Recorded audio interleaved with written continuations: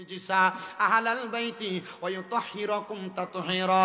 আমার আল্লাহ তাআলা বলেছেন নিশ্চয়ই যারা আমার নবীজির আহলে বায়াত, আমার নবীজির বংশধর, আমি আল্লাহ তাআলা এদের থেকে সকল প্রকার পাঙ্কুলতা অপবিত্রতা দূর করে আমি আল্লাহ তাদেরকে পবিত্র বানাইলাম। মানে যারা নবীর বংশধর আমার আল্লাহ তাদের থেকে সকল প্রকার অপবিত্রতা দূর করে তাদেরকে আমার আল্লাহ তাআলা পবিত্র বানাইছে।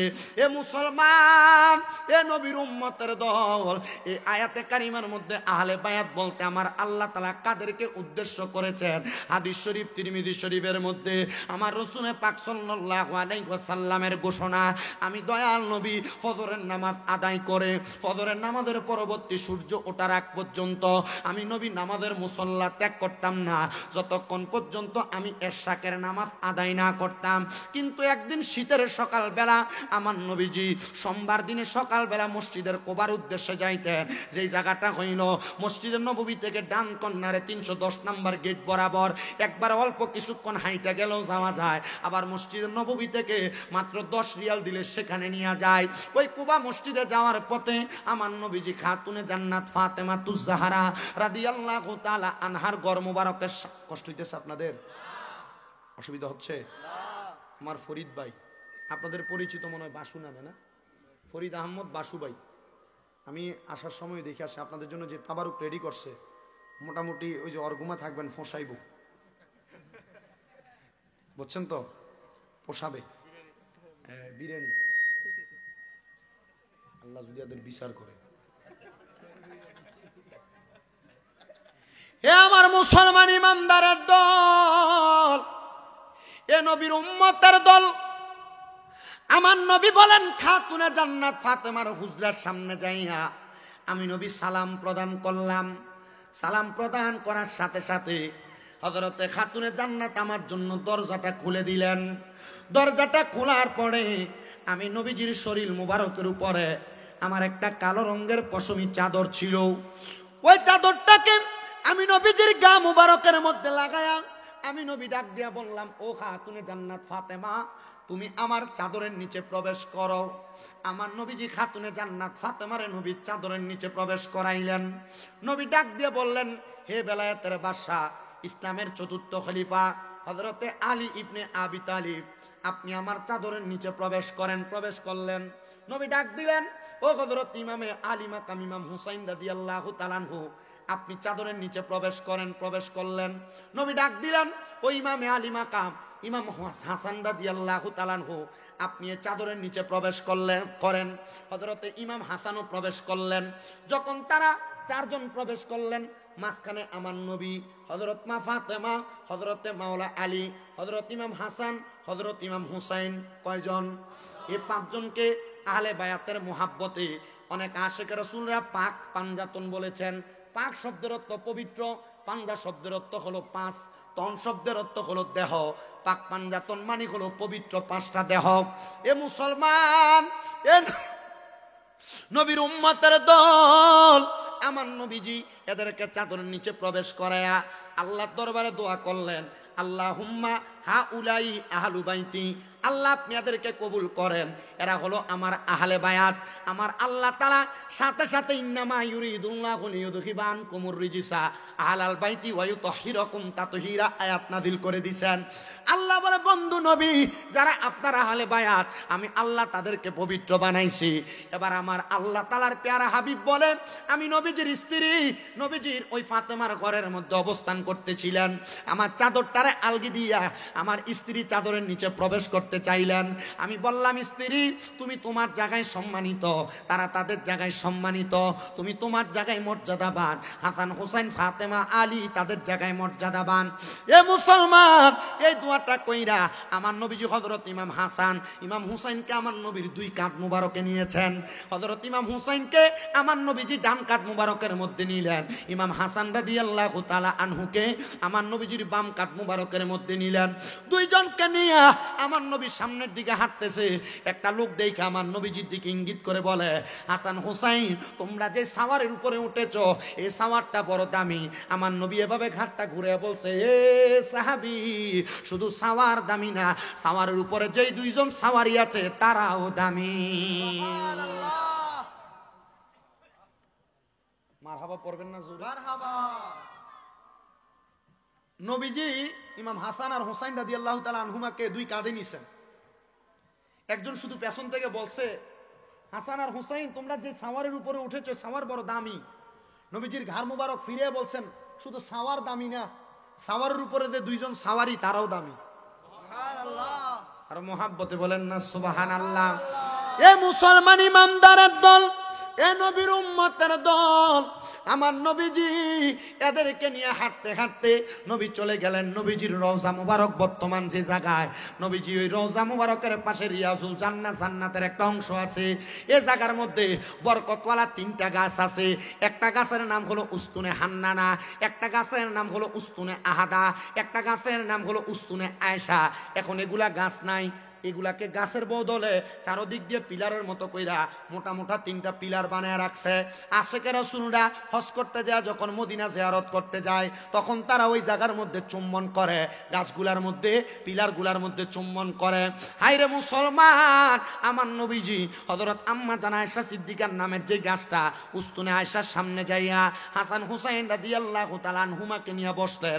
এদেরকে নিয়ে বইসা আমার দয়াল নবী রাহমাতুল লিল আলামিন নবীজি যখন বসে রইলেন, এমন টাইমে আমার দয়াল নবীর কাছে হযরত আজরাইল আলাইহিস সালাতু ওয়াস সালাম জিবরাইল আলাইহিস সালাতু ওয়াস সালাম আগমন করলেন।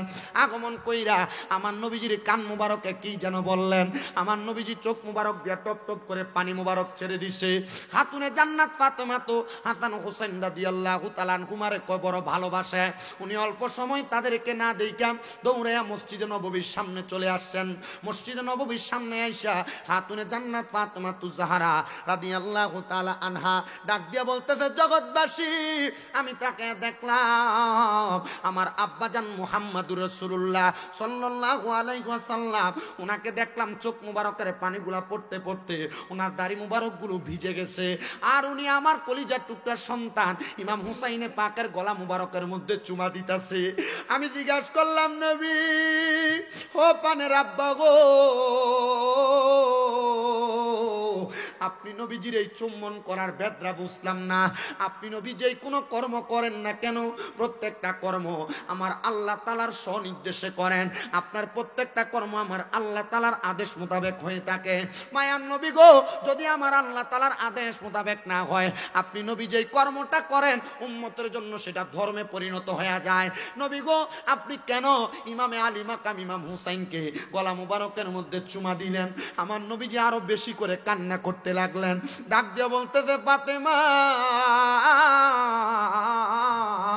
আমার আল্লাহ তাআলা জিবরাইলের মাধ্যমে খবর পাঠাইছে আমার এই কলিজার টুকরা নাতি হযরত ইমামে আলী মাকাম ইমাম হুসাইনকে কারবালার ময়দানের মধ্যে শাহাদাত করা হবে। ওগো ফাতেমা, তখন তুমি দুনিয়াতে থাকবে না, আমি নবী থাকবো না, হযরত আলী দুনিয়াতে থাকবে না, আমার আলী মাকাম ইমাম হাসান দুনিয়াতে থাকবে না। খাতুনে জান্নাত ফাতেমা চোখের পানিগুলা ছাইরা দিয়া ডাক দিয়া বলে, আব্বা আপনি আমার আল্লাহ তাআলার কাছে দোয়া করেন না, আমার আল্লাহ তাআলা আপনার দোয়া কবুল করবে। আমার আল্লাহ তাআলা যেন হুসাইনে পাকের শাহাদাতটারে বন্ধ কইরা দেয়, হুসাইনে পাককে শাহাদাত না করে। আমার নবী কান্দে আর ডাক দিয়া কয়, ফাতেমা আমার আল্লাহ তাআলা বলেছে হুসাইনে পাক কারবালার ময়দানের মধ্যে শাহাদাত হইলে কারবালার ময়দানে হুসাইনে পাকের যত ফোঁটা রক্ত মুবারক মাটির মধ্যে পড়বে, হুসাইনে পাকের প্রত্যেকটা ফোঁটা রক্ত মুবারকের বিনিময়ে আমার আল্লাহ তাআলা আমি নবীর লক্ষ লক্ষ কোটি কোটি গুনাহগার উম্মতকে মাফ করে দিবে।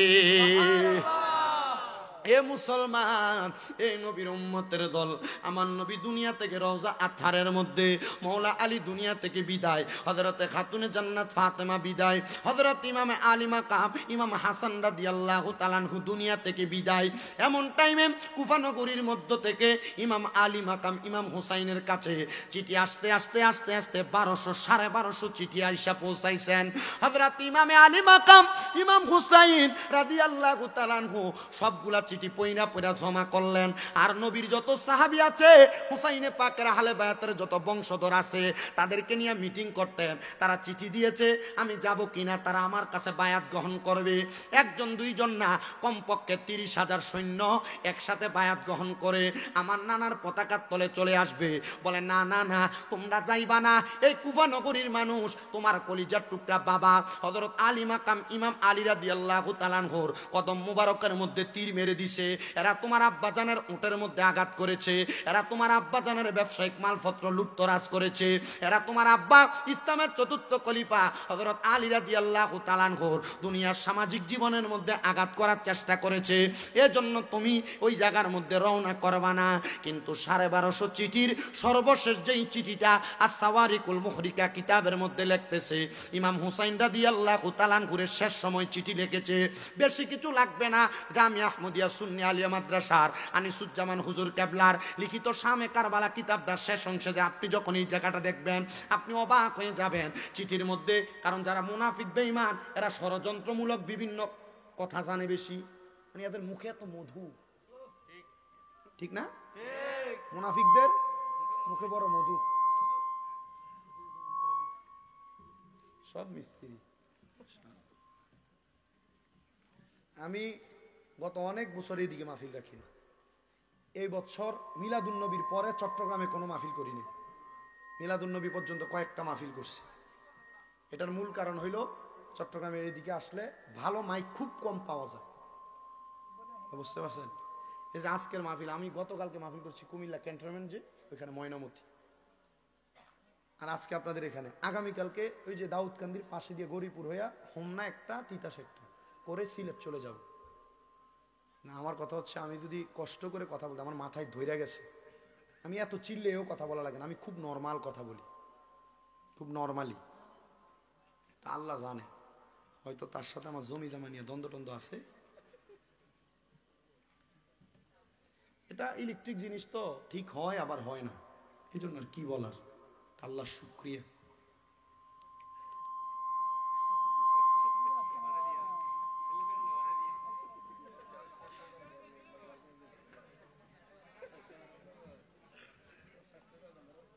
চেষ্টাও করতেছে, এরও দোষ নাই, এটা কইয়া লাভ নাই, ইলেকট্রিক জিনিস তো।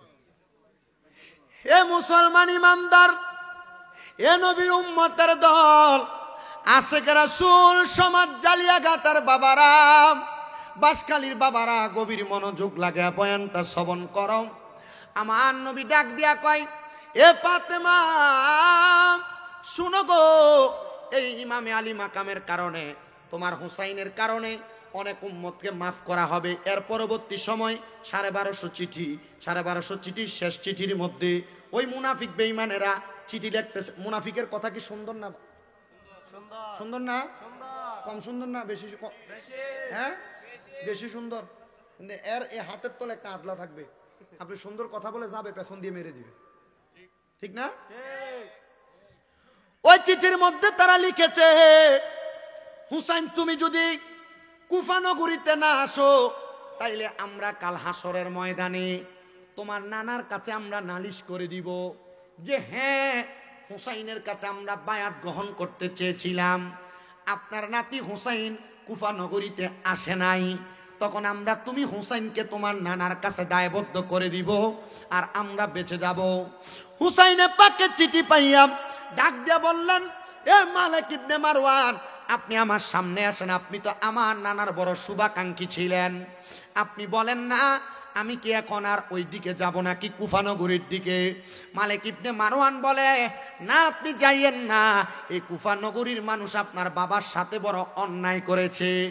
ও বন্ধু, দুনিয়ার জমিনে যেই মানুষটা আপনার সাথে একবার কোনো ক্ষতি করবে, আপনার কোনো ক্ষতি করে দিবে, যদিও তার সাথে ইসলামের সামঞ্জস্যতা বজায় রেখে তার সঙ্গে সম্পর্ক ঠিক রাখবেন, কিন্তু তার সাথে গভীর কোনো সম্পর্ক করতে বড় সাবধানে করবেন।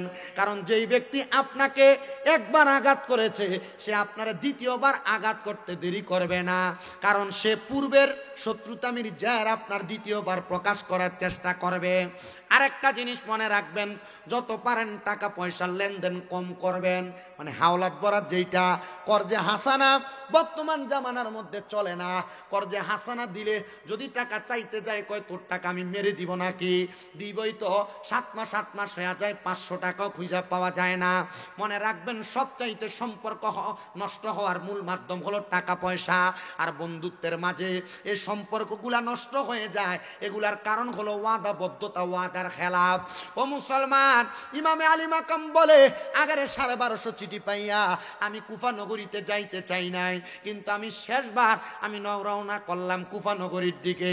এই মজলিসের মধ্যে হযরতে আলী রাদিয়াল্লাহু তাআলা আনহুর ভাই, মানে হযরতে আলী রাদিয়াল্লাহু তাআলা আনহুর বাবা আবু তালিবের আরেকটা সন্তান মুসলিম বিন আকিল, মানে ইমাম হুসাইনে পাকের চাচাতো ভাই, উনি উপস্থিত ছিলেন। উনি ডাক দিয়া বলে, ইমাম হুসাইন, আপনি কুফা নগরীর মধ্যে যাবেন। আপনি কুফা নগরীতে যাওয়ার পর ওই কুফা নগরীর মুনাফিকেরা, এজিদের দলেরা, ইবনে জিয়াদের দলেরা আপনি হুসাইনে পাককে যদি ওই জায়গায় কতল করে দেয়, আর রহমতের নবী যদি আমি মুসলিম বিন আকিলরে প্রশ্ন করে, এর মুসলিম বিন আকিল, তুমি দুনিয়াতে বাইচা থাকা অবস্থায় আমার নাতি কেমনে কারবালার ময়দানে শাহাদাত বরণ করলো, আপনাদের কি কষ্ট হচ্ছে রে বাবারা? অসুবিধা হচ্ছে রে বাবারা? এ মুসলমান, এ নবীর উম্মতের দল, আশিক রাসূল ভাই বাবারা, একটু অন্তরের কানটা লাগে পয়েন্টটা শ্রবণ করার চেষ্টা করবেন। এখান থেকে আপনি দুনিয়াতে মুনাফিকের লক্ষণ পাবেন, মুহাব্বতের লক্ষণ পাবেন, ইমানটাকে তাজা করার কিছু মাধ্যম পাবেন, চিহ্ন পাবেন, আলামত পাবেন। হযরতে মুসলিম বিন আকিল ডাক দিয়ে বলতেছে, জগতের মানুষের দলেরা, আমি ইমামে আলী মাকাম ইমাম হুসাইনকে বললাম, আপনি আগে কুফা নগরীতে যায়েন না, আমি কুফা নগরীতে যাইয়া আপনার কাছে একটা চিঠি লিখব যে কুফা নগরীর অবস্থা বড় ভালো। আপনি যখন ভালোর চিঠিটা পাবেন, তখন আপনি কুফা নগরীর মধ্যে চলে আসবেন রওনা দিয়া। এর আগে আপনি কুফা নগরীতে যাবেন না। সবাই সমর্থন করলেন মুসলিম বিন আকিলের কথা। ঠিক আছে, আপনি আগে রওনা করেন। সমস্ত প্রকার সরঞ্জাম নিয়া মুসলিম বিন আকিল রওনা করবে। মুসলিম বিন আকিল বলে, আমার জুব্বা মুবারকের পেছন থেকে আমি টের পাইলাম কে যেন টান দিয়ে ধরে রাখছে। আমি পেছনে তাকায়া দেখলাম, আমি মুসলিম বিন আকিলের ছোট ছোট দুইটা বাচ্চা হযরত মুহাম্মদ এবং ইব্রাহিম আমার পেছন দিয়ে ধরে রাখছে। আমি জিজ্ঞাসা করলাম, কিরে আব্বা জানেরা, আমি আব্বা জান তোমাদেরকে ছাইরা চলে যাচ্ছে, তোমরা বুঝি এই জন্য কান্না করতেছ আর আমার পাঞ্জাবিতে টেনে ধরে রাখছ? ওই মুহাম্মদ এবং ইব্রাহিম, মানে মুসলিম বিন আকিলের স্ত্রী, মুহাম্মদ এবং ইব্রাহিমের মা দুনিয়াতে ছিল না, এদেরকে জন্ম দেওয়ার সময় ইন্তেকাল করে দুনিয়া থেকে বিদায় হয়ে গিয়েছিলেন। ওই ছোট্ট বাচ্চা বলে, আব্বা, আপনি না ইমাম হুসাইনে পাককে বলেছেন আপনি কারবালার ময়দানে যাইয়া হুসাইনে পাকের আগে শাহাদাত হইলে আপনি আমার মুহাম্মদুর রাসূলুল্লাহর কাছে জবাবদিহিতা করতে পারবেন। ও আব্বা, আপনি যদি কারবালা কুফা নগরীতে যাইয়া শহীদ হইয়া যান, আর হুসাইনে পাক যদি এর পরে যায়, যদি উনিও শহীদ হইয়া যায়, আমরা দুই বাইরে যদি মুহাম্মদুর রাসূলুল্লাহ প্রশ্ন করে গো, আমরা কেমনে জবাব দিব? আমরা জবাব দিতে পারবো না। আপনার সঙ্গে যুদ্ধের সেনাপতি বানাইয়া আমরা ছোট ছোট দুইটা ভাইকে নিয়ে যান। জোরে জোরে বলেন সুবহানাল্লাহ। মুহাব্বত এমন একটা জিনিস রে বাবা, ভালোবাসা এমন একটা জিনিস, ওই ভালোবাসা যদি অন্তরে থাকে, আহলে বায়াতের ভালোবাসা যাদের অন্তরে থাকবে, আমার নবীজি বইলা দিছে, আহলে বায়াত হইল নূহ নবীর কিস্তির মতো, নৌকার মতো। নূহ নবীর জামানায় ওই নৌকার মধ্যে যারা উঠছে, নূহ নবীর জামানায় বন্যা প্লাবন থেকে তারা বেঁচে গেছে। ঠিক এমন ভাবে আহলে বায়াতকে যারা আখিরি জামানার মধ্যে ভালোবাসবে, নবীর পরিবারকে যারা মুহাব্বত করবে, সোহাদে কারবালার মাহফিল যারা করবে, এই মানুষগুলা দুনিয়ার সাধারণ মানুষ না। এরা নূহ নবীর নৌকাতে আরোহণ করলো। নূহ নবীর উম্মতেরা যেমন ভাবে প্লাবন থেকে বাইচা যায়, ওই আহলে বায়াতকে ভালোবাসা ব্যক্তিগুলা কাল ময়দানে মাশরে কঠিন 12 সূর্যের তাপ থেকে বাঁচবে, গামের সাগর থেকে বাঁচবে। কারণ রহমতের নবী লাওয়ায়ে হামদের পতাকার নিচে তাদেরকে জায়গা করে দিবে। জোরে জোরে বলেন সুবহানাল্লাহ। আল্লাহু আকবার। ইয়া রাসূলুল্লাহ, ইয়া রাসূল আজম দস্তগীর নবী জিন্দাবাদ, জিন্দাবাদ। সোহাদায়ে কারবালা শরীফ, সবাই জুড়ে পড়ি মারহাবা। ওই ছোট দুইটা বাচ্চা যখন এই কথা বলছে, মুসলিম বিন আকিল তাদেরকে নিয়ে রওনা করলেন কুফানগরীর দিকে। যাইতে যাইতে মুসলিম বিন আকিল কুফানগরীর দিকে রওনা কইরা কুফানগরীতে যখন প্রবেশ করলেন, কুফানগরীর 30,000 সৈন্য মুসলিম বিন আকিলকে ফুলের মালা দিয়া বরণ করে। মুসলিম বিন আকিলকে ওই জায়গার মধ্যে খেজুরের সুন্দর সুন্দর সুবাসন দিতেছে, খেজুর গাছের সুন্দর সুন্দর ফুল দিয়া সুবাসন জানাইতেছে। মুসলিম বিন আকিলকে ইবনে জিয়াদ নামক লোকটা তার কুফানগরীর রাজপ্রাসাদের সামনে নিয়া বলতেছে, মুসলিম বিন আকিল আপনার কাছে কেমন লাগে? উনি কয় বড় ভালো লাগে। একসাথে 3,000 লোক আইসা মুসলিম বিন আকিলের কাছে বায়াত গ্রহণ করছে। মুসলিম বিন আকিল তো কয় কুফানগরীর অবস্থা বড় ভালো দেখা যায়। ওনাকে আবার ইবনে জিয়াদ বলতেছে, আপনি ইমাম হুসাইনের কাছে একটা চিঠি লেখা দেন। ইমাম হুসাইন কুফানগরীর অবস্থা বড় ভালো, দেখেন মুনাফিকিটা কেমনে করতাছে আজিদের দলেরা। এ মুসলিম বিন আকিল আপনি চিঠিটা লেখা দেন। বলে কুফানগরীর অবস্থা বড় ভালো, হুসাইন যেন কারবালার কুফানগরীতে আগমন করে। ইমাম হুসাইনকে চিঠিটা দেওয়ার পরে মুসলিম বিন আকিল যখন দূতের কাছে চিঠিটা পাঠাইয়া দিছে, পিয়নের কাছে চিঠিটা দিয়া দিছেন, মুসলিম বিন আকিল রে ওই ইবনে জিয়াদ নামক লোকটা তার কারাগারের মধ্যে বন্দী করছে। ডাক দিয়া কয়ে, মুসলিম বিন আকিল না রে না, হুসাইনের সাথে আমরা সন্ধি করার চেষ্টা করেছি। আমি চাইছি ইবনে জিয়াদ এই ক্ষমতাটা লালন পালন কইরা আমি এলাকার মধ্যে আমার নিজের ক্ষমতা বিস্তার করব, কিন্তু নবীর নাতির কারণে আমি আমার ক্ষমতা বিস্তার করতে পারি নাই। তুমি চিঠি দিছ হুসাইনও কুফানগরীতে আসবে, আমরা হুসাইনকে কতল করব। হাই রে বাবা, এ বাসকালী জালিয়া গাটার বাবারা, নবীর বংশরে কতল কইরা কেমন ক্ষমতা প্রচার করব, কেমন ক্ষমতা প্রচার করব? না না না, কখনোই তো সম্ভব না। এবার মুসলিম বিন আকিল যখন ওই জায়গার মধ্যে আবদ্ধমান, মুসলিম বিন আকিল রে ওই কারাগারের মধ্যে ঢুকায়া পিঠের মধ্যে এমন ভাবে আঘাত করছে, মুসলিম বিন আকিলের কদমের মধ্যে আঘাত করছে। মুসলিম বিন আকিল রে ওই ইবনে জিয়াদ নামক লোকটা 3টা চাবুক একসাথে কইরা পিঠের মধ্যে পায়ের মধ্যে আঘাত করেছে। ওই কুফানগরীর মানুষ, কেমনে তোমরা নবী পরিবার রে আঘাত করলা রে? নবীর কারণে দুনিয়া পাইলা, নবীর কারণে মানুষ হইয়া দুনিয়াতে আসতে পারলা, নবীর কারণে দুনিয়ার এত নিয়ামত পাইলা। ওই নবীর নাতিরে কষ্ট দিয়া ক্ষমতার জন্য তোমরা দুনিয়া হারাইলা, কেনা তো হারাইলা। মুসলিম বিন আকিল যখন ইবনে জিয়াদের কারাগারের মধ্যে বন্দী, ইবনে জিয়াদের কারাগারের যেই পাহারাদার ছিল, ওই পাহারাদার আবার ছিল আহলে বায়াতের প্রেমিক। মুসলিম বিন আকিল সহ ছোট 2টা বাচ্চারা তারা দিছে সাইরা দিয়া বলতেছে, মুসলিম বিন আকিল আপনি সুন্দর করে একটা চিঠি লেখা তাড়াতাড়ি আপনি ইমাম হুসাইনে পাকের কাছে পাঠাইয়া দেন, উনি যেন কুফানগরীতে না আসে। কুফানগরীতে যদি আসে গো, উনার ইবনে জিয়াদ সীমর সহ সবগুলা লোক তার আঘাত করবে।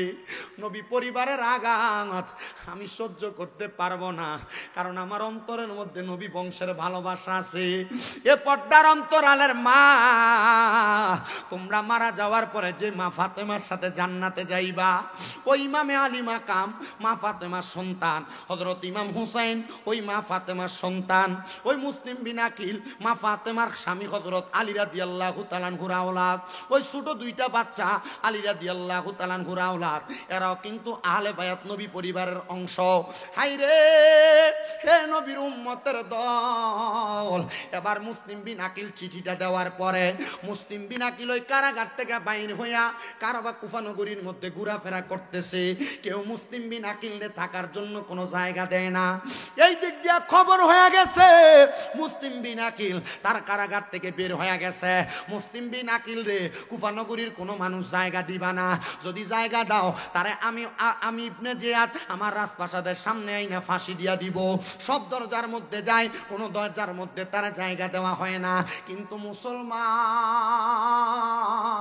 ওই মুসলিম বিন আকিল হাঁটতে হাঁটতে ইবনে জিয়াদের দরবারে দাসীর কাজ করতেন, জিনার নাম ইবনে জিয়াদের দরবারে দাসীর কাজ করতেন। ওনার সাথে ওনার ঘরের দরজার সামনে যায় দেখে ওনার ঘরের দরজাটা খোলা। ডাক দিছে, আসসালামু আলাইকুম ওয়া রাহমাতুল্লাহ, একটু পানির ব্যবস্থা নিয়ে আমারকে করাই দেওয়া যাবে? উনি ডাক দিয়ে কয়, আহলে বায়াতের বংশধর, আমার বাদশা বলেছে আপনারা যেন জায়গা না দে, কিন্তু আমার মনের মধ্যে আহলে বায়াতের ভালোবাসা। আপনি যেহেতু আমার দরজায় আইসা পানি চাইছেন, আমি যদি আপনারে ফিরিয়ে দেই, আমি আল্লাহর নবীর কাছে মুখ দেখাইতে পারবো না। আসেন গো, আমার ঘরের মধ্যে আসেন, আমি আপনারে আমার ঘরে জায়গা করে দিলাম। যখন জায়গা করে দিয়া পানি পান করে দুইটা বাচ্চা নিয়া ওই দাসীর ঘরের মধ্যে সুন্দর করে লালন পালন, সুন্দর করে ইসলামের প্রচার করবে, আহলে বায়াতের প্রচার প্রসার করবে। পুরা এলাকার মানুষ গোপনে গোপনে খবর পায়া মুসলিম বিন আকিলের কাছে আইসা বায়াত গ্রহণ করে। কিন্তু নারে মুসলমান, ও নবীর উম্মতের দলেরা, ও নবীর আশিকের দলেরা, এই দাওয়াতটা বেশি দিন পর্যন্ত দিতে পারে নাই। ইবনে জিয়াদ কয়, মুসলিম বিন আকিল এখনো পর্যন্ত কুফা নগরী ত্যাগ করে নাই।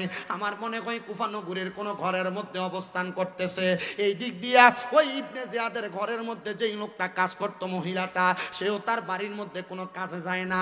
এবার খবর হয়ে গেছে, গোপনে গোপনে মুসলিম বিন আকিল ওই মহিলার ঘরে ইসলামের দাওয়াত দেয়, আহলে বায়াতের দাওয়াত দেয়, বায়াতের রাসূল গ্রহণ করায়। জোরে জোরে কন্যা আল্লাহু আকবার।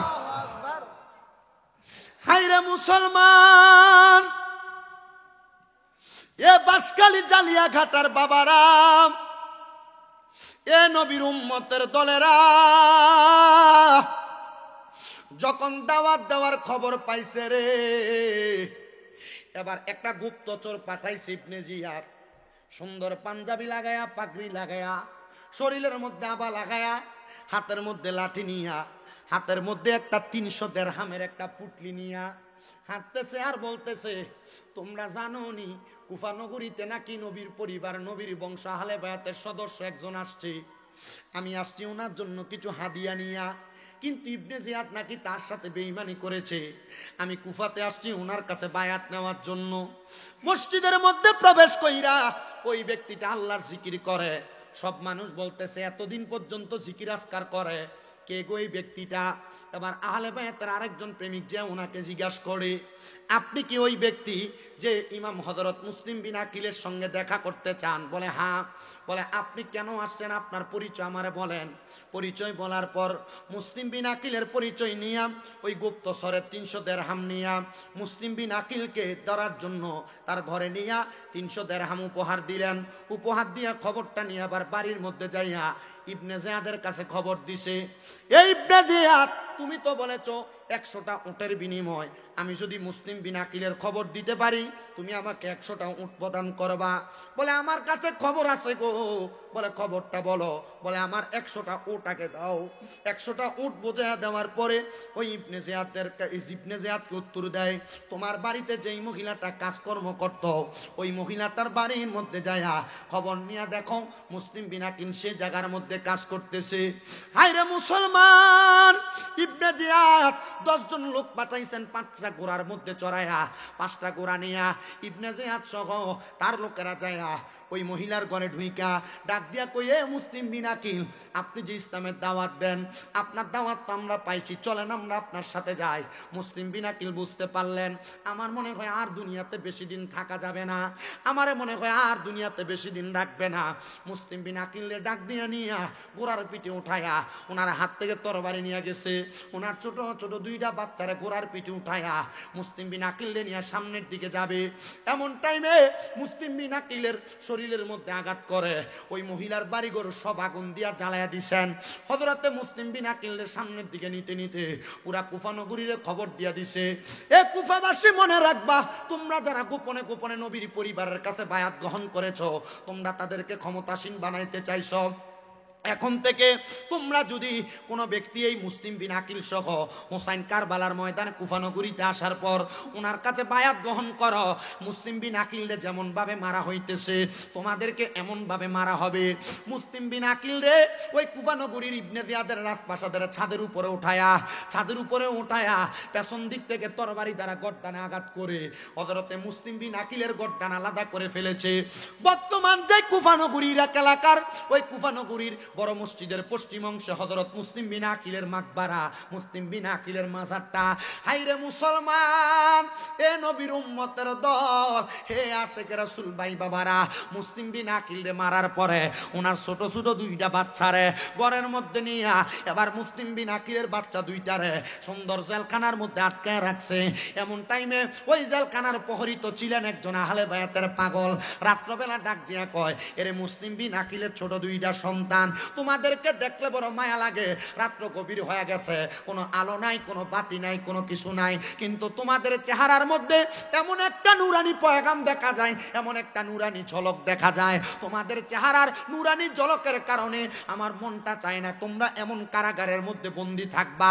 আসরে আমার হাতের আংটিটা তোমাদের কাছে দিলাম, কুফানগরীর শেষ প্রান্তে যাইয়া এই রাস্তা বরাবর সোজা হাঁটবা, আমার আংটিটা তুমি ওই জায়গার সেনাপতিরে দেখাইবা। তার অল্প কিছুক্ষণ পরে ব্যবসার উদ্দেশ্যে মদিনার দিকে রওনা করবে। তুমি এই আংটিটা দেখা বলবা তোমাদেরকে যেন তাড়াতাড়ি ওই কুফানগরী থাইকা তারা যেন মদিনাতে পৌঁছায় দেয়। আর হুসাইনে পাকের কাছে খবর দিবা, হুসাইনে পাক যেন কারবালার কুফানগরীতে না আসে। ছোট দুইটা বাচ্চা আংটিটা নিয়ে আহলে বায়াতের ওই সদস্য, আহলে বায়াতের পাগল ওই প্রহরীটার কাছ থেকে বিদায় নিয়ে গেছে। বাচ্চা মানুষ বুঝে না, সামনের দিকে যাইতে যাইতে যাইতে যাইতে রাস্তাটা ঘুরান দিয়ে সামনের দিকে যখন যায়, যেদিক দিয়ে যায় মনে করেন জালিয়াঘাটার বাজারের মাঝখানে আইসা পৌঁছায়, এদিক দিয়ে গেলে জালিয়াঘাটার বাজারের মাঝখানে আইসা পৌঁছায়। হারিস, আপনারা যারা আহলে বায়াতের পরিচয় সম্পর্কে জানতে চান বা আহলে বায়াত যে আপনার ইমানের একটা অংশ এটা বুঝতে চান, বেশি বড় কিতাব লাগবে না। এই বললাম না আপনাদের জামিয়া আহমদিয়া সুন্নি আলিয়া মাদ্রাসার যে মুফতি আনিসুজ্জামান হুজুরের ওই কিতাবটা পড়লে শেষ, ফার্স্ট টু লাস্ট পড়লে আহলে বায়াত যে ইমানের অংশ। এবার আপনার কাছে মন চাইবে যে নামাজ পড়ি, আহলে বায়াতকে সালাম না দিলে নামাজও হয় না। মারহাবা বলে না তো? ওরে নামাজের ভিতরে কাউকে সালাম দেওয়া যায় না, নামাজের ভিতরে কাউকে সালাম দেওয়া যায় না, নবীকে সালাম না দিলে নামাজ তো বাই হয় না, নবীকে সালাম না দিলে নামাজ তো বাই হয় না। নবীকে সালাম না দিলে নামাজ হবে? হ্যাঁ, নবীর আহলে বায়াতকে সালাম দেয়। যখন নবীকে সালাম দেয়, আসসালামু আলাইকা আইয়ুহান নাবিয়্যু ওয়া রাহমাতুল্লাহি ওয়া বারাকাতুহু, করেন না? সালাম দেন। ওয়া আলা আলিহি ওয়া আসহাবিহি, ওয়া আলা আলিহিতে নবীর পরিবারকে সালাম দিয়েছেন, পুরা পরিবারকে সালাম দেওয়া হয়েছে। মারহাবা পড়েন না কেন? আরো জোরে বলেন না মারহাবা। এ নবীর উম্মতের দল, আজ সময় কি বেশি হয়ে গেছে? অল্প সময় হয়েছে তো। জি বাবা, মানে আমি ভাত খেয়ে আসছি যে। আচ্ছা, আপনারা আছেন তো ইনশাআল্লাহ? গত দুইবার যে আসছি তার থেকে বেশি আজকে মানুষ, ঠিক না? আমার কাছে ভালো লাগছে আপনাদেরকে দেখি। ফরিদ মিয়া, হ্যাঁ আলহামদুলিল্লাহ, হ্যাঁ ফরিদ মিয়া মোটামুটি আল্লাহ তার কামাই রুজিতে বরকত দিক। দোয়া করবেন না আপনারা বাসু মিয়ার জন্য? এর বাবা আজকে, এর বাবার রুহু আজকে এখানে ঘুরতেছে, এর বাবার রুহু এখানে ঘুরতেছে, এর বাবার রুহু কান্না করতেছে, কারণ সন্তান তার জন্য এই ইসালে সাহাবের ব্যবস্থা করেছে। ফরিদ মিয়া সহ তার ওয়াইফের বড় অবদান আছে এই মাহফিলের পেছনে। দোয়া করবেন, তার পরিবার, সম্পূর্ণ পরিবারের জন্য দোয়া করবেন। অনেক মানুষ পুরো এলাকা মিলে একটা মিলাদুন নবীর মাহফিল দিতে পারে না, কিন্তু সে সাহস করে বিশাল মাহফিল দিয়ে দিছে। ক্ষুদ্র ক্ষুদ্র করে শুরু করে এখন বিশাল, ঠিক না? আমি যখন প্রথম আসছি তখন এই জায়গাটা আরো নিচা ছিল, এই জায়গাটা আরো নিচা ছিল, ক্ষেত নিচা ছিল, ঠিক না?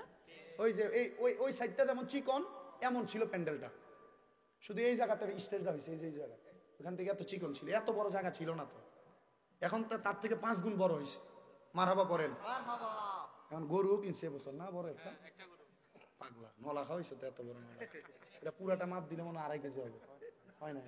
আরে পাগলা বেটা, আল্লাহ কবুল করেন, জোরে করেন আমিন। ফরিদ মিয়ার ছেলে যখন নাতে রাসূল পড়তেছে, আমি ঘরে শুইছি, আমি শুনতেছি এক গজল শেষ করার পরে দাদি দোয়া করতেছে, আল্লাহ তুমি আমার নাতিকে হায়াত বাড়াই দাও। এর দাদি দোয়া করতেছে, আমি মনে করি যে এই দোয়াই শেষ, এই দোয়ার উপর আর কোনো কিছু আমি দেখতেছি না তো। কারণ তাকদিরুল লা ইয়ারুদ্দু, মানুষের তাকদির কোনোদিন পরিবর্তন হয় ইল্লা বিদুআ, দোয়ার কারণে পরিবর্তন হয়ে যায়। এর বাবা মারা গেছেন, এর বাবার জন্য দোয়া করতেছে না ফরিদ মিয়া, বাসু মিয়া, উনি দোয়া করাইতেছেন। উনি ইন্তেকাল করলে ওনার সন্তান ওনার জন্য করাবে, ওনার মা এখনো বেঁচে আছে, ওনার মা এগুলো দেখে খুশি হইতেছে, আল্লাহ ওনার মার রুহানি বরকত ওনার সিনাতে দান করো।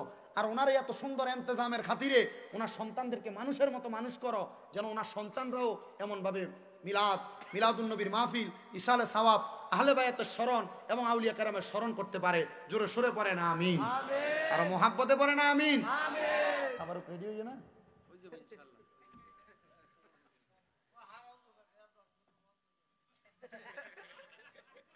উনি খুব আবেগ নিয়ে ওয়াজ শুনতেছেন। মারহাবা পড়েন, মারহাবা, আল্লাহ কবুল করেন। আমার কাছে ওনাদেরকে দেখলে ভালো লাগে, কেন জানেন? আমি আমার জন্মের পরে আমার দাদা ভাইকে দেখি নাই, এগুলো আমার দাদার মতো সবাই হাজী সাহেব মানুষ। আমি আমার জন্মের পরে আমার নানা ভাইয়ের আদর যত্নে মানুষ হিসেবে অনেক।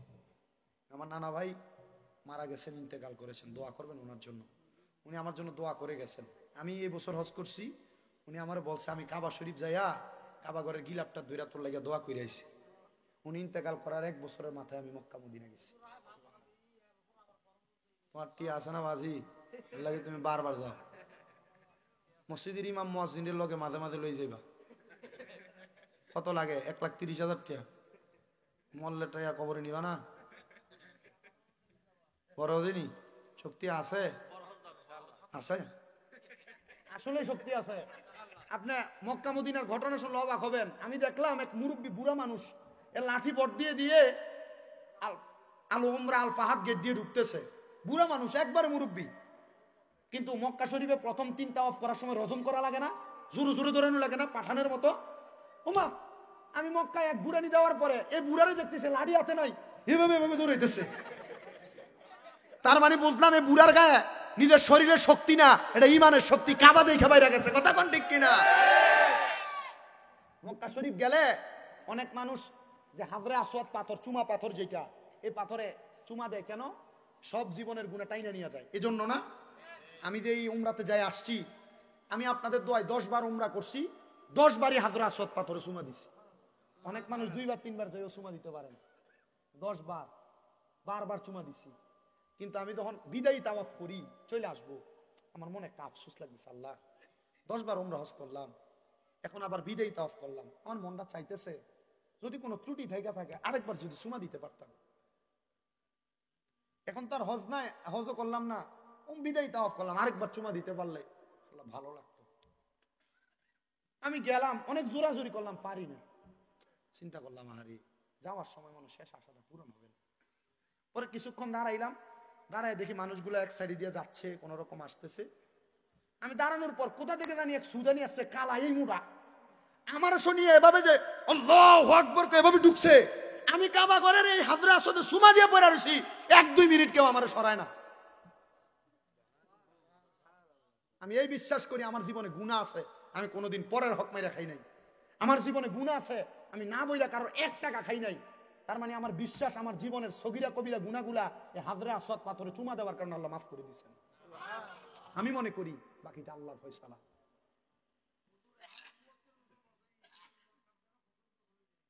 মারহাবা। এখন ৭৪ বছর বয়স, মক্কাত গেলে 25 বছর হয়ে যায়। মারহাবা কর না কেন?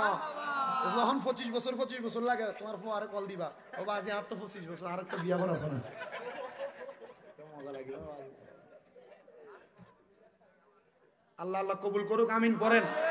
এখানে যারা আছেন আল্লাহ সবাইকে একবার হলো মক্কা মদিনা যাওয়ার তৌফিক দিক। সবাই ডান হাত তোলেন, ডান হাতের তালুটা উপরের দিকে দেন, বলেন আল্লাহ, বলেন আল্লাহ, জীবনে মরণের আগে একবার হলেও মক্কা তাওয়াফ মদিনা জিয়ারত নসিব করুন, আমিন। নিয়াতুল মুমিনিন খায়রুম মিন আমালি, মুমিনের নিয়ত তার আমলের চাইতে উত্তম। মক্কা মদিনা না যাইতে পারেও যদি মারা যান, এই নিয়তের কারণে মরার আগে আপনার আমল নামে একটা মক্কা মদিনা যাওয়ার সওয়াব হয়ে যাবে। আলহামদুলিল্লাহ, আর জোরে কন্না আলহামদুলিল্লাহ। কেন বলছি জানেন? যখন হাতটা উঠাইছি তখন অনেক হাত তোলে নাই, আমি দেখছি তো।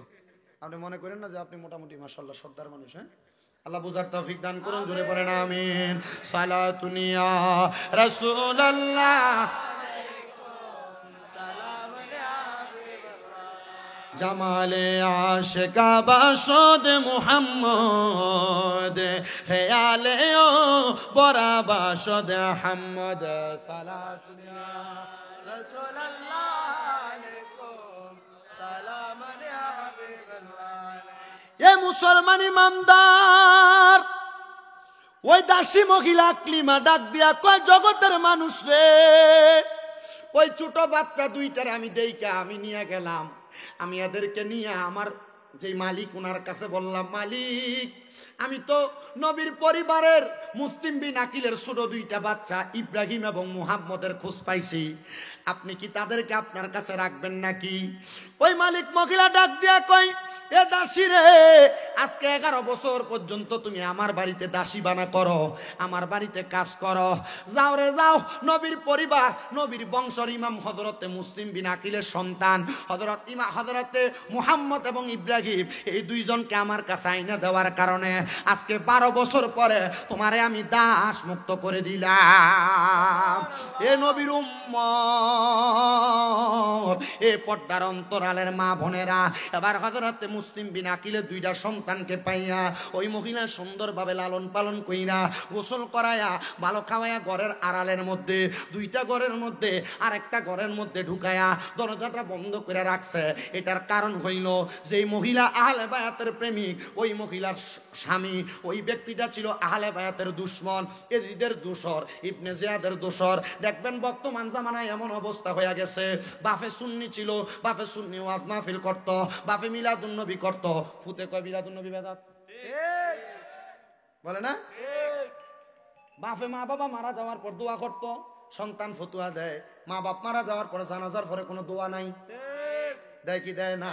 আরে বাবা মনে রাখবেন, এগুলার কারণে আপনি ইসলাম থেকে দূরে সরে যাচ্ছেন, এটাতে আপনার লাভ হইতেছে না, এটাতে আপনার ক্ষতি বেশি হইতেছে। দেখবেন নতুন নতুন মৌলবী সাহেবরা এসে ফতুয়া দিবে, আগের হুজুরা যা বইলা গেছে তারা ভুল বইলা গেছে, এমন বলে না? এরা ভুল বইলা গেছে এমন ফতুয়া দিয়ে দিচ্ছে না? নবীজি হযরতে তিরমিজি শরীফ আর সুনানের 2211 নম্বর পৃষ্ঠার হাদিস, আল্লাহর হাবিব সাল্লাল্লাহু 2211 নম্বর হাদিস, আল্লাহর হাবিব সাল্লাল্লাহু আলাইহি ওয়াসাল্লাম হযরত আলী রাদিয়াল্লাহু তাআলা আনহু থেকে বর্ণিত। উনি বলেন, যখন দেখবা তোমাদের মাঝে 15টা কাজ হইতেছে, তোমাদেরকে আযাব গজব পাকড় করবে। এর মধ্যে 15 নাম্বারটা হইল, রাসূল বলতেছেন, যখন দেখবা উম্মতের ভিতরে এমন নতুন আলেম বের হইছে, যারা পূর্বের আলেমদেরকে বলবে এরা সত্য বলে যায় নাই, এদের কথাগুলো ভুল পথ ছিল, এখন আমরা যা বলছি তা সত্য, তখনই মনে করবা তোমাদেরকে আযাব গজব ধরবে। এই করোনা ভাইরাস 2021 সালের আগে কোনো সময় নাম শুনছেন? না, নতুন করে আসতেছে, নতুন নতুন রোগ আগে আবিষ্কার হইতেছে। কেন? এটা আযাব গজব, এটা আমাদের কর্মের ফসল। কয়টা কারণ বলছে? 15টা কারণ। এর মধ্যে 1 নাম্বার যেটা, এটা হচ্ছে গনিমতের মালকে নিজের মাল মনে করবে। 2 নাম্বার, আমানতকে নিজের সম্পদ মনে করে ব্যবহার করবে। দেখেন মসজিদের বহুত সেক্রেটারি সাহেবরা মসজিদের টাকা ভাঙিয়ে নিজে বাজার করে ভাত খায়, কথা কোন ঠিক কিনা? এটার আরেকটা কারণ আছে, কারণ এখন বর্তমান সমাজে বেশিরভাগ মসজিদ কমিটির সভাপতি সুদখোর, বেশিরভাগ মসজিদ কমিটির সেক্রেটারি সুদখোর, বেশিরভাগ এলাকার সর্দার মাতাব্বর সুদখোর আর ঘুষখোর, পরের হক মাইরা খাওয়ানোওয়ালা লোক, কথা কোন ঠিক কিনা? এই লোকদেরকে আপনারা যতদিন পর্যন্ত, হ্যাঁ আপনি নেই, ও আচ্ছা ক্ষমতা, আমি মসজিদের সেক্রেটারি, আছে না নাই? এটা 2 নাম্বার। রাসূল বলছে 3 নাম্বার, যখন দেখবা কোন ঘরের ভিতরে স্বামী স্ত্রীর বাধ্য, মানে স্ত্রীর কথা স্বামী শুইনা চলা লাগে, কথা বলে না। যখন দেখবা কোন পরিবারের ভিতরে স্বামী স্ত্রীর বাধ্য হইয়া চলে, মানে স্বামীর কথা বউ শুনে না, বউয়ে স্বামীর কথা শোনা লাগে, তখন মনে করবা তোমাদেরকে আযাব গজব পাকড়াও করবে। আছে না? আমার ঘরে আমি মেম্বার, আমার বউ, জামাইয়ের কোনো কথা চলে না, বউয়ের সর্দারি চলে। যদি কোনো মহিলারা পর্দার অন্তরাল শুনেন, আমরা দাওয়াত দিবানি কোনো সময়? দাওয়াত দিবা? বেরিয়েতে এখন গেলে কইবা আমরা বিরুদ্ধে ওয়াজ করছে বেটা। আল্লাহ বোঝার তৌফিক দান করেন কোন আমি। বাবা মা বোনেরা শুনেন, রাসূল পাক বলেছেন মহিলারা জান্নাতে যাওয়া একবারে সহজ, যদি মহিলারা 4 কাজ করে, পর্দা, নামাজ, রোজা, লজ্জাস্থানের হেফাজত, যদি এই 4 কাজ করতে পারেন, নামাজ, রোজা, স্বামীর আদেশ, লজ্জাস্থানের হেফাজত, এই 4 কাজ যদি কোনো মহিলা করতে পারে, তাহলে মহিলার জান্নাতে যাওয়া কেউ আটকাইতে পারবে না। কিন্তু এখন মহিলা স্বামীর আদেশ মানবে দূরের কথা, স্বামী যদি বলে এখানে যাইও না, এইখানেই বেশি করে যায়। ঠিক ঠিক। মা বোনেরা মনে রাখবা, আল্লাহর হাবিবের ঘোষণা, কোনো মহিলা তার স্বামীর আদেশ ছাড়া বাবার বাড়িতে যাইতে পারবে না। কিন্তু দুঃখের বিষয়, জলদি মিয়ার বাজার পুরাটা ঘুরে চলে আসে স্বামীর ঘুমে রেখে। কথা বলেন ঠিক কিনা? মা বোনের এমন কর্ম যদি করে থাকেন মনে রাখবেন মা সাবধান, জান্নাতে যাওয়া আটকে যাবে, কারণ স্বামীর মনে কষ্ট দিছেন। স্বামীর সাথে দিনের বেলা ঝগড়া, অন্যদিকে মুখ ফিরে ঘুমায় থাকবেন, মাঝখানে কোলবালিশ দিবেন, বাচ্চা আগে এক সাইডে জামাইবো একসাথে ঘুমাইতেন, আর স্বামীর সাথে ঝগড়া হওয়ার পর বাচ্চা মাঝখানে চলে আসবে, এটার কারণে জবাব দেওয়া লাগবে। বেশি ভাঙ্গা বলতে গেলে না পোলাপান বেশি ভাল লাগতেছে না, বউ কথা শোনে না, কলিকাতা হারবাল আসো চিকিৎসা নিয়ে যাবে। আমার ওয়া শোনো বেশি বেডিরা, আপনারা যা আপনাদের এদিকে কেমন আমি জানি না, আমার ওয়া শোনে মহিলা মানুষ বেশি। ওই দিন আমি মাহফিলে গেছি মুন্সিগঞ্জ, হুজুর পুরুষ মানুষের বিরিয়ানি দিচ্ছি মাত্র 630টা, মহিলা দিচ্ছি 1720টা। তার মানে মানুষ মহিলা বেশি হয়েছে না পুরুষ? আখাউড়া নীলাখাত গ্রাম, সরি আখাউড়া মনিয়ন্ত গ্রাম, হুজুর পুরুষ মানুষের বিরিয়ানি দিচ্ছি 700, মহিলা দিচ্ছি 1400। তার মানে মহিলা বেশি না কম? বেশি। মাইক দর্শি রাত্র 12টায়, হুজুর 2টা না বাজছে, ফজর রাতনটা দক না। আমি কইছি ও বাজ যাইতেছে আমার, তুমি গিরা কোনটাছ না। মা বোনদের কাছে আবদার, স্বামীর আদেশ যদি অমান্য করেন নামাজ পড়লেও কাম হবে না। কথা বলেন, স্বামীর আদেশ যদি অমান্য করেন, স্বামীর কথার উপর দিয়ে যদি কথা বলেন, তাহলে রোজা রাখবেন, নামাজ পড়বেন, নফল ইবাদত করবেন, কাম হবে না। কোন মহিলা কোন স্বামীর আদেশ ছাড়া নফল রোজা রাখতে পারবে না। জি, স্বামীর আদেশ ছাড়া নফল রোজা রাখতে পারবে না। আর মহিলা নফল রোজা, মহিলা স্বামীর সাথে বাজে আচরণ করতেছে। রসুল বলে আমি মেরাজে যাওয়ার পর 3 প্রকার নারী দেখছি, এর মধ্যে 1 প্রকার নারী দেখছি যাদের জিহ্বার মধ্যে আগুনের গরম রড লাগায় টান দেওয়া হচ্ছে। নবী তারা কারা? বলে এরা হচ্ছে স্বামীকে লানত দেয়, সন্তানকে লানত দেয়, এমন মহিলা আছে না অনেক, দেখবেন মহিলারা স্বামীকে বলে তোর উপরে খোদার গজব ফরুক, স্বামীকে বলে তোরে খোদায় খাইতো, এমন বলে না? মা বোন বড় সাবধান এই লানত দেওয়ার ব্যাপারে। রসুল বলেছে আরেক প্রকার মহিলা যাদের স্তনের মধ্যে গরম রড লাগায় লটকায় রাখা হয়েছে। কোথায়? স্তনের মধ্যে গরম রড লাগায় লটকায় রাখছে। নবীজি তারা কারা? বলছে যে মহিলারা পোশাক পরে উলঙ্গ ছিল। আমাদের সমাজে বহুত মহিলা পোশাক পরে উলঙ্গ, দেখবেন আপনার মেয়ে, আপনার ছেলের বউ, আপনার ভাবি পোশাক বোরকা পড়তেছে, এ উলঙ্গ থাকলে শরীর যেমন বোঝা যাইতো, বোরকা যে টাইট ফিটিং এমনি তাই দেখা যায়, ঠিক না? এই ব্যাপারে বড় সাবধান। নবীজি বলছে আরেক প্রকারের মহিলা দেখছি যাদের মাথার চুলে লটকায় আগুনে সেক দেওয়া হচ্ছে। নবীজি তারা কারা? বলে তারা হইল ওই মহিলা যাদের মাথার চুলগুলো উটের কুজের মতো, উটের ছুটি আছে না গরুর ছুটি যে কুজ, এই কুজের মতো যাদের মাথার চুল এবং উটের কুজের মতো উঁচা করে রাখছে, এই মহিলাদেরকে আগুনের উপরে সেক দেওয়া হবে। মা বোনেরা চুলকে স্টাইল করে, আপনার কপাল থাকে এখানে, কপাল থেকে একদিকে উপর 4 আঙ্গুল উপরে আপনার চুল দেখা যায়, আপনি স্ক্যাপিং করলেও আপনার মাথার চুলের আকার আকৃতি বোঝা যায়। সাবধানী ব্যাপারে কথা বলেন না কেন? আপনি দেখবেন আপনার মেয়ে এগুলা করতেছে, আপনার ছেলের বউ এগুলা করতেছে, আপনার স্ত্রী এগুলা করতেছে, এগুলা করা বন্ধ করা। আর নচেত আপনি নামাজ পড়বেন, কাম হবে না। আপনি 5 ওয়াক্ত নামাজ পড়েন, আপনার বউ ব্যাপারটা ঘুরে, কাম হবে নাকি? কাম বুঝেন তো আপনারা? কাজ আর কি, এটা আমাদের কুমিল্লা ভাষায় কাম বলি আমরা। আল্লাহ কবুল করেন, জোরে পড়েন আমিন, আর মুহাব্বতে পড়েন না আমিন। এ মুসলমান ইমানদার, ওই মহিলার স্বামী, ওই স্বামীটা ছিল আহলে বায়াতের দুশমন। এবার মহিলা সন্তান 2টাকে ঘরের আড়ালে নিয়ে অন্য ঘরে বসাইছেন। অন্য ঘরে বাচ্চা 2টা ঘুমানোর পরে ওই স্বামী রাত্রবেলা বাড়িতে আইসা ডাক দিয়া বলতেছে স্ত্রী সারাদিন বড় কষ্ট হয়েছে, আমি একটু সুন্দর করে পরিষ্কার হয়ে আসি, আপনি আমার জন্য খাবার রেডি করেন। মহিলা বলে আমি খাবার রেডি করলাম। আমার স্বামী সুন্দর করে পরিষ্কার হয়ে খাবার খাইতে বসছেন, প্রথম লোকমাটা দিবে, এমন টাইমে গুনগুন গুনগুন কান্নার আওয়াজ শোনা যায়। স্বামী ডাক দিয়া কয় স্ত্রী তুমি কি কান্নার আওয়াজ শোনো? স্বামী কথাটা কাটাইতেছেন স্ত্রী না আমি তো কোনো আওয়াজ শুনি না। ডাক দিয়া বলতেছে স্ত্রী মুসলিম বিন আকিলের 2টা ছেলেকে যদি ইবনে জিয়াদের কাছে নিয়ে দেওয়া যায় তাহলে মুসলিম ইবনে জিয়াদ বলেছে 100টা উট উপহার দিবে।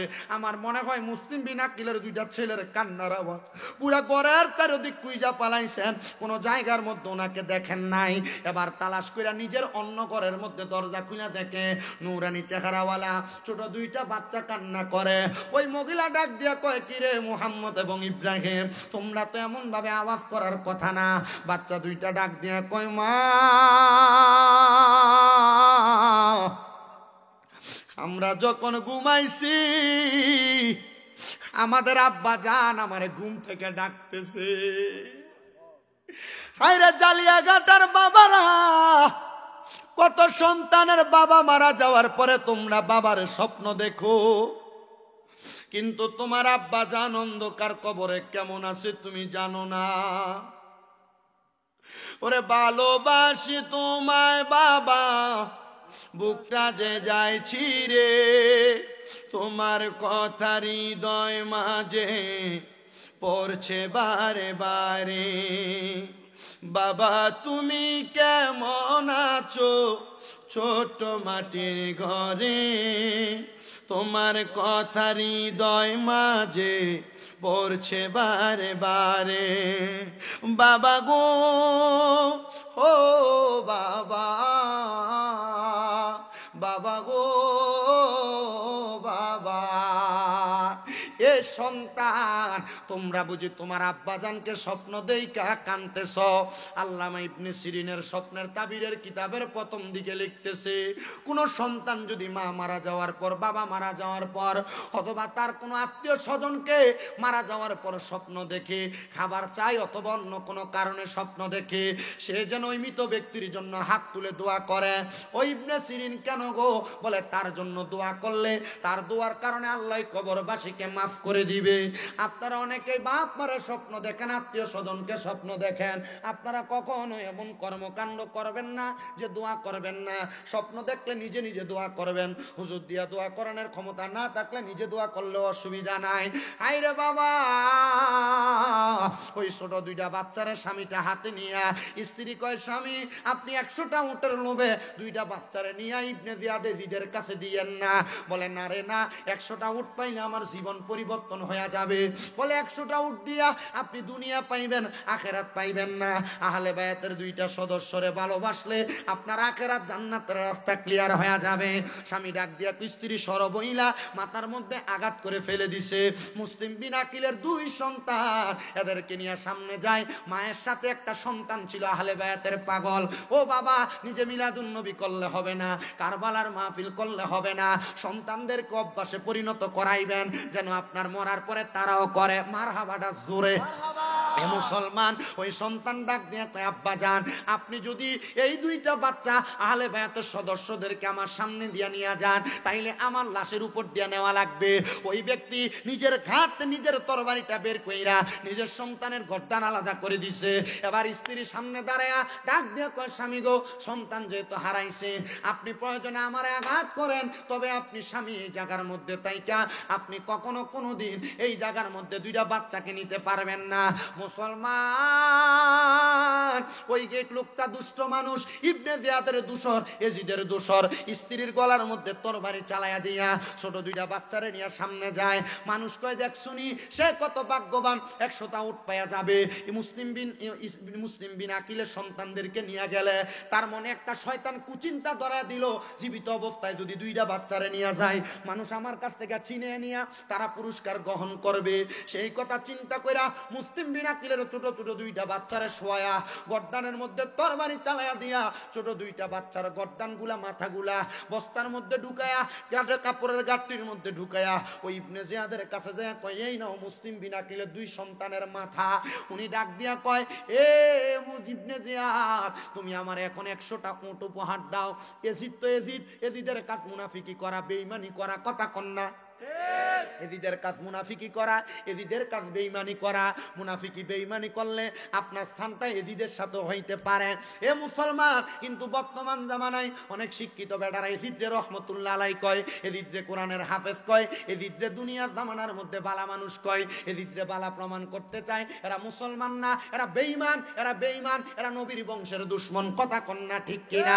ইমাম শেরে বাংলা রহমতুল্লাহ আলাই উনি কিন্তু এগুলা শিক্ষা দিয়া গেছেন। যারা এজিদ বংশ, এজিদের ফ্যামিলি অথবা এজিদের অনুসারী, যারা হুসাইনে পাকের অনুসারী না, সোয়াদে কারবালা করতে চায় না, মিলাদুন নবী করতে চায় না, গৌসুল আজম মাঝবান্ডারি, এরা এই শিক্ষা দিয়া গেছে কখনো এজিদ বাহিনীর সাথে সম্পর্ক রাখবা না, এজিদের পক্ষে যারা টানে এদের সাথে সম্পৃক্ত হইবা না, এদের সাথে মোহাব্বত করবা না।